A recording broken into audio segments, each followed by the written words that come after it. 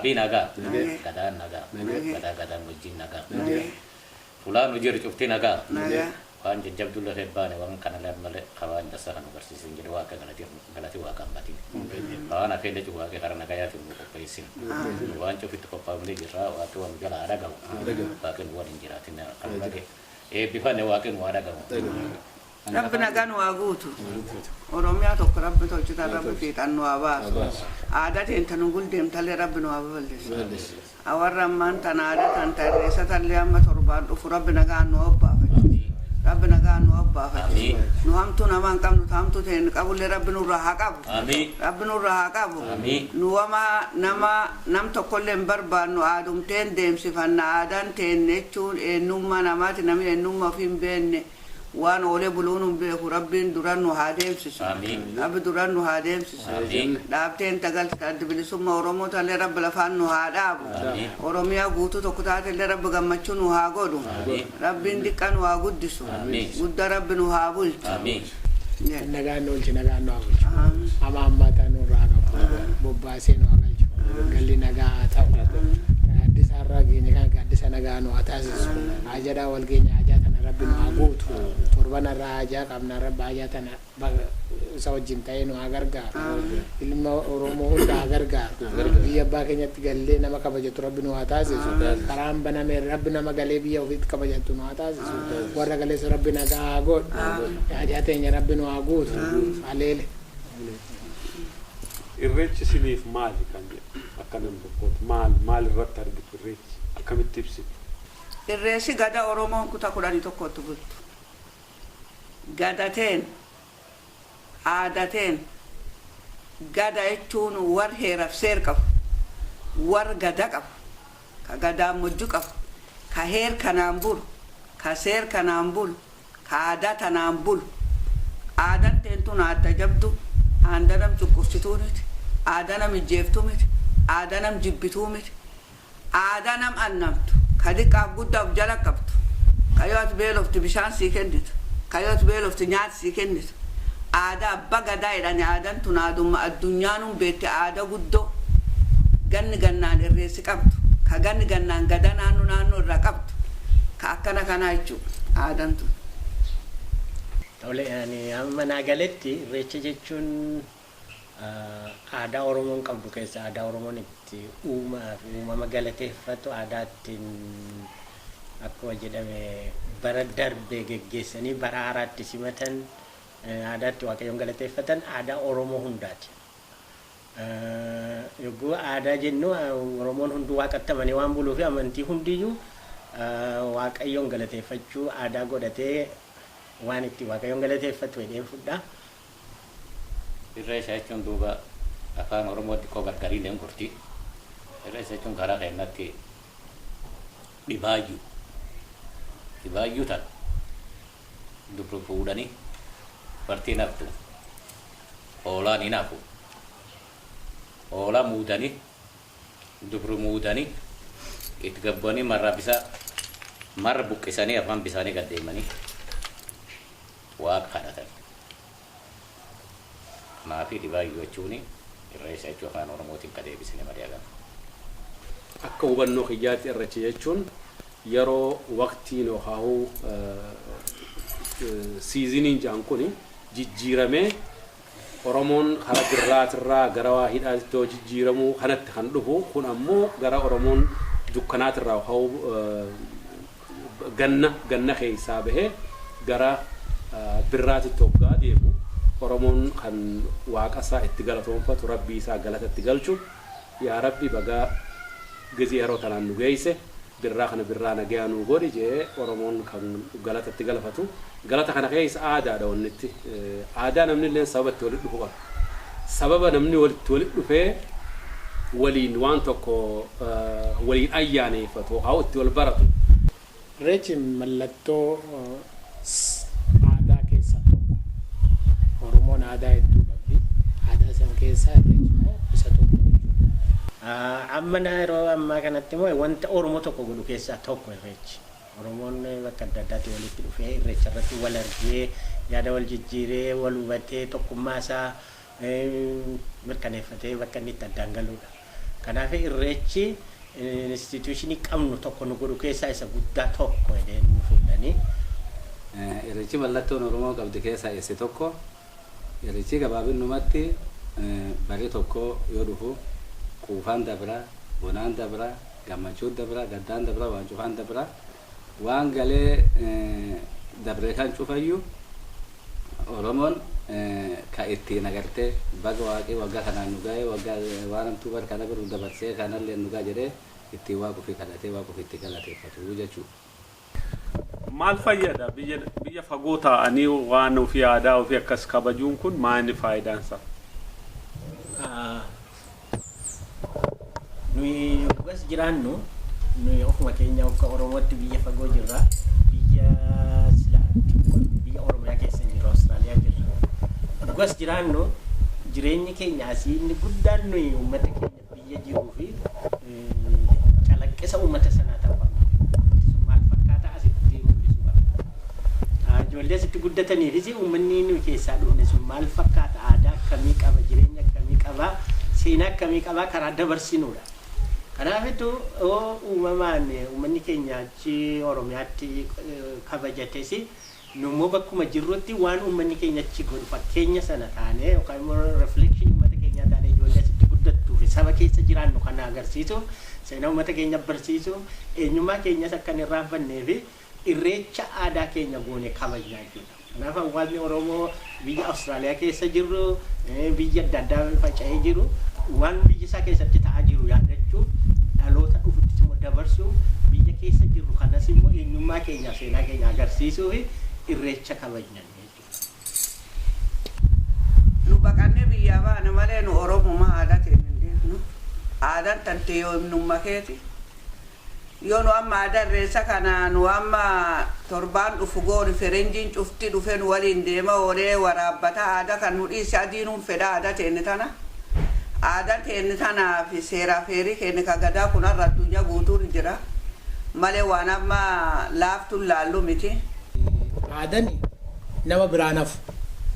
Nama aadaa qabutu safuu qaba. Nama aadaa qabutu namaaf rifata. Aadaa kee Oromiyaa jiraatte, biyya nu jiru biyya Austraaliyaa jiraatte, Ameerikaa jiraatte, biyya eessa yoo jiraatte aadaan siyalaan haftu. Qabeenyi garuu hin hafu. Qabeenyi baduu danda'a, gubachuu danda'a, waan adda addaatiin manca'uu danda'a. Aadaan kee garuu qabeenya caalu waan ta'eef sirraan hafu.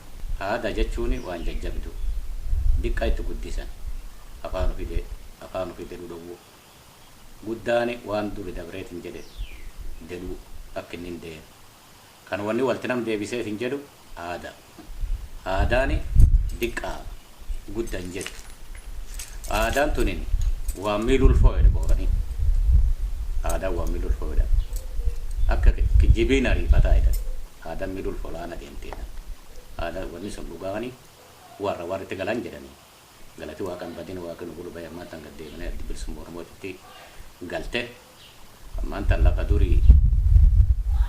duri attu edhan duri waan isini mana afaan isii beekatin inni ardufteetin isin keessatti aadaa ardufteetin baandira fi dhaabattee feeciiftu wanni sun duuba guddoo jajjabduuti aadaa galche aadaan dhugaa warra itti galan jedhanii tanaaf aadaa jedhu malle ula jiranitti ulum deemanitti fageenni homaa keessa hin jiru fagoon fagaatte fagoon dhiyaatte dhiyoon fagaattii jedhan tanaaf fageenni homaan tochuu aadaa filakkisanii gariin namni danda'e deemin jirtu jedheetini harum kanaan namni dhiyyina dabreedha galatoomata. Aadaa namni ilmaan dhaalchisa. Aadaa ofii namni ijoollee dabarsa. Wanni biyya alaa kana keessatti kabajnuuf biyya ambaa keessa kabajnuuf ilmaan keenya akka eenyummaa isaanii hin daganne dhaalchisuuf namu biyya jiru kana keessatti waan beekamuun qaba. Waan adda ta'een tokko qaba jechuudha aadaa isaa keessatti. Amantii isaa ta'uu karuma adda addaatiin haa ta'u akkas qaba. Amantiin namu faranjii fi arabaa fi hunda wajji wal qixa qabna. Namu wal qixa qabna. Yoo islaamummaa jennu wal qixa qabna, kiristaanummaa jennu wal qixa qabna. Garuu kan aadaa Oromoo adda taasisu tokko kan waan kan adda taasisu waan Oromoon addatti qabu tokko kan alagaallee barsiifnu, ka eenyummaa Oromootti barsiifnu irra guddaan ka ilmaan keenyatti dhaalchifnee aadaan tun isaanii wajjin jiraattee hariiroo biyya keessaa fi biyya alaa keessatti sabni keenya kaddaan cinne walitti isaan hiitu jechuudha aadaan kun walitti isaaniiti irreecha waggaa biyyaa kabajamu biyya ambaa keessaa waggaa kabajamu arraan tana sadarkaa teekinooloojiin addunyaadhaa guddattee keessattuu sooshaal miidiyaan guddate kana keessatti biyya Awustiraaliyaa keessatti kam akka jabajamee irreecha kan juusan hariiroo walitti cimsa walittiidha saba keenya kan walittidha kara biraatiin irreechi aadaa bira dabreeti aadaa irra ol guddatee arra qaama qabsoo bilisummaa Oromoo ta'ee jira akka agarratti bara 2016 irreecha biyya keenya Bishooftuu keessa godhame irratti Oromoo dhibbootaan lakkaa'aman itti dhabne kunis aadaa fi kabajachuu irratti kan ka'e aadaa san bira dabree wannicha irratti mul'ataa ture Oromoon uffata isaatiin uffata aadaa isaa saddeetaa gara uffata adda addaa uffatee bakka sanitti ba'a wal garsiisa aadaa daayiversitaati aadaa badhaatu guddoo qabaachuusaa Oromoon dhufee wal garsiisa ka bahaa kan dhiyaa kan jiddu galeessaa kan durii gabrummaan addaa hutte jidduu kanatti addaa murte san cuftinuu walitti dhufeeti baroota gabaabaa kana keessatti Oromoon sadarkaa inni irra jiruu fi aadaan isaa akkamitti midhaayiduu taate garsiisee har'aan tana wanni kun nu bira dabree UNESCO keessatti waan galmeeffamee jiru addunyaa irratti beekamee kan jiru kanaaf wanni biyya tana akka banyuu fi hariiroo saba keenya ka biyya jiru wajjin walitti qabaan cimsachuu daa'imni keenya ijoolleen keenya guddattu aadaa isaanii dhaalanii akka dhaalchisan taasisuudhaa fi kabajaa aadaan tun ani akkanatti hubadhu dur waaqee aadatan kennaa waaqee kun nuuf hin kennaa adda nuu kenne aadaa tana akka kennaa adda waaqee nuun badhaasinatti agartee keessaa isiin waan gurguddoo sadii akka isin of keessa qabdu hubadha aadaan tun maan jennaani waan addunyaan tun bulti keessa waan sadii of keessa qabdire yaadamaa wanni sadii jennaan takka dhugaa lammaffaan tokkummaa sadaffaan nagayaa jechuu duubtan keessa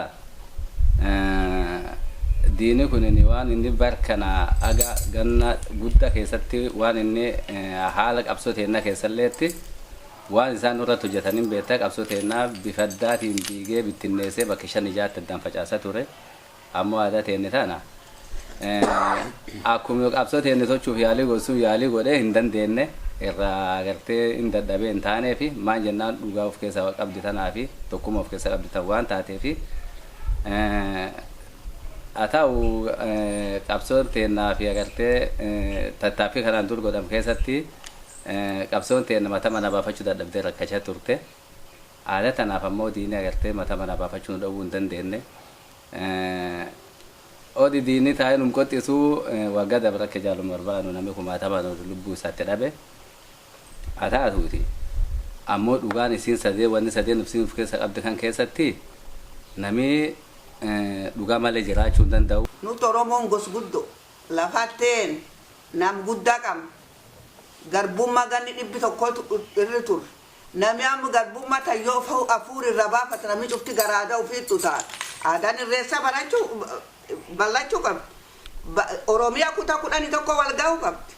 Gadaan gabbachuu qabdi gadaan wajjin waabachuu qabdi amma warra naannoo amma aadaa horii yaaba loolu malee gar naannoo ta'e tajaajila mooyyatan buna horii aadaan boorana bun qoriitti kennan aadaa bun qoriitti akka deebisu booranillee aadaa akka buduunuu deebisan nu aadaa ta'een baaquliitti naqan akka aadaa baaquliitti nan akka aanaan jerekaanatti nanne gorfaaf sorooran naqan Oromiyaa kutaa 11 kan dabarsaa fi aadaan ta'een jabaachuu qabdi.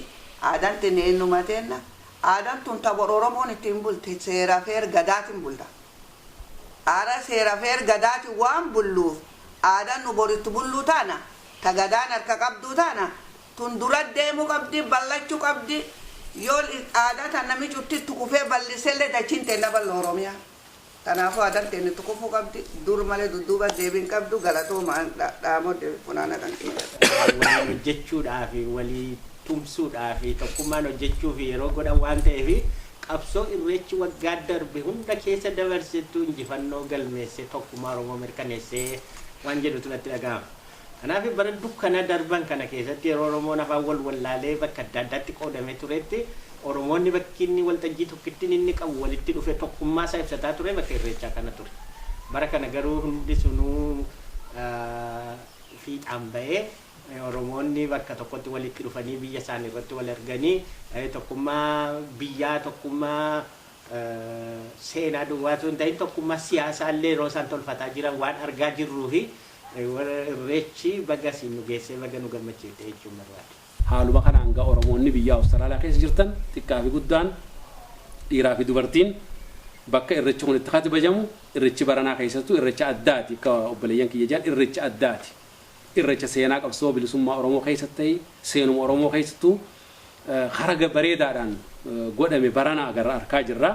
Kanaaf koota waan keenya waan fi abbaa guddifata namni namarraa xiqqeessa malee namaan guddisu koota bakka irreechi kun kabajamutti Facebookii fi waan marsaalee community gubbattis maxxanee jira. Daa'imman keessanis fidaa aadaa uwwisaa aadaa qabdan uwwisaati koota bakka sanitti bara kana bara addaa taasifnee kabajannaa siniinjaa galatooma. Nuyis keessoo warri Austraaliyaa keessatti argamu magaalaa Melbourne keessatti fi isteeta adda addaa keessatti kabajaa jirru waan san waan aadaa keenya waan ta'eef waan borurre iftaan irree nurraa hafneef qabeenya keenya guddaa inni kunuunfachuuf walitti dhufnee kabajannaa jechuudha. Kanaaf Oromoon magaalaa Melbourne jiru hundi baatanii aadaa keessan kana guddifattanii itti dhuftanii waan gaaris waan yaraas keessa jiru waliin qajeelfannee akka waliin kabajannu siniin jedha. Kanumaanuu affeerraa kiyya asumaa sinii dabarsa jechuudha.